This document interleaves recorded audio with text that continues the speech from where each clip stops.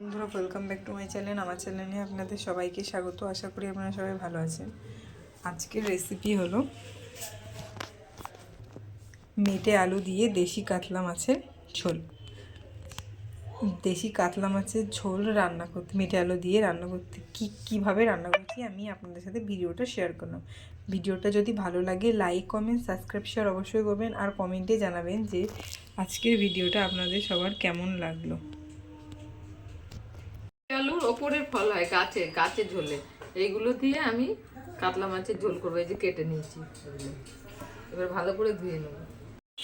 এটা কাতলা মাছ, দেশি কাতলা।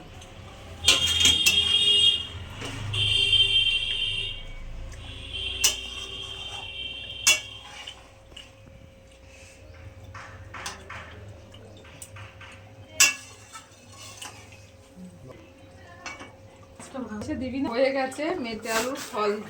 এগুলো এগুলো কিন্তু মাছের তলার আলু না, গাছের।